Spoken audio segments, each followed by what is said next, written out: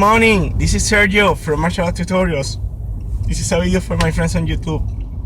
I'm driving the car right now.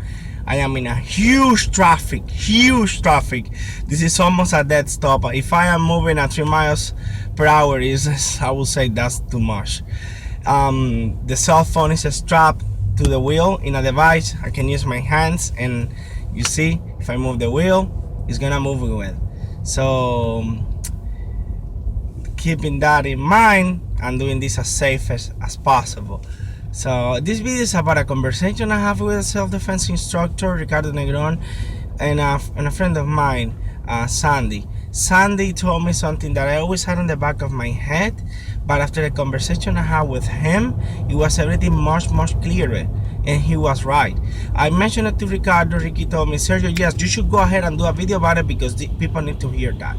Saying that, we're gonna call this video like the 3 stages each martial artist and self-defense instructors have to experience in order to be complete. And I'm telling you this based on historical facts. Just remember, martial art came from Egypt, Greece, Africa, India. Then they move on to China, and then in China is where the monks gave it the spirituality aspect. But the first early beginning of the martial arts were for war, destruction, oppression.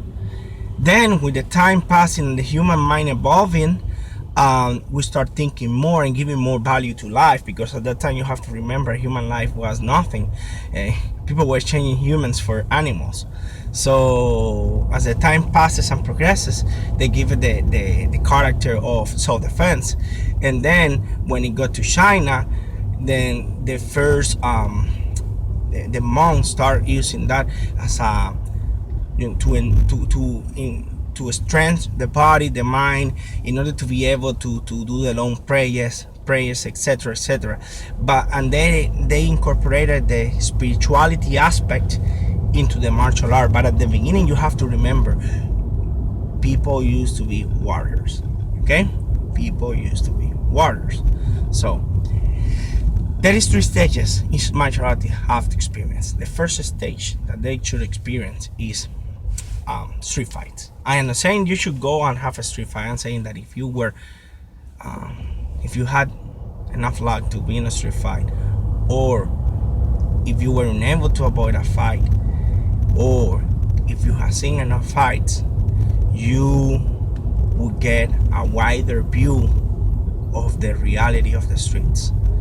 You have many things that work fine on the dojo and on sparring sessions, but won't work on the street. So unfortunately, that's one of the stages that each martial artist should experience in order to be complete, because at the end, they were created for self-defense. They were created to fight. The spirituality, you can get it from elsewhere. So the next aspect is competition, tournament. And I know many people would disagree with me. I don't care. There is a guy who said, a famous actor, who said that I don't want to compete because competition has many rules. Listen, that's an excuse not to fight.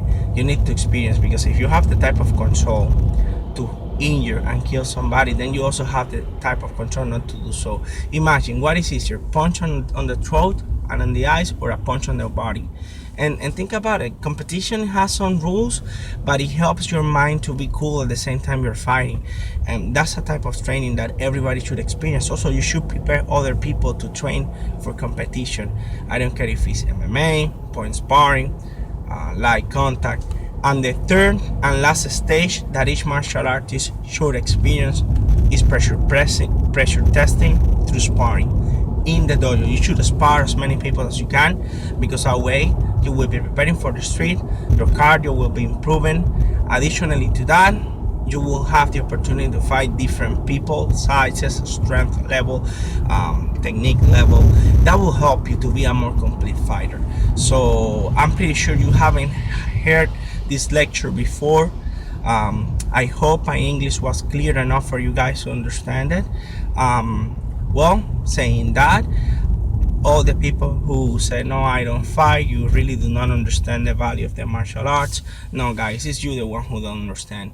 These things were created for, the first origin, the first character was war, destruction. It is us with in the future now, in this time that we're living, that we have integrated spirituality onto the arts, to mask and in order to avoid the confrontation. But in reality, that was the origin. And if not, just count how many offensive techniques you have versus how many defensive moves you have. Okay? Thank you for everything. Have a good day, okay? Bye.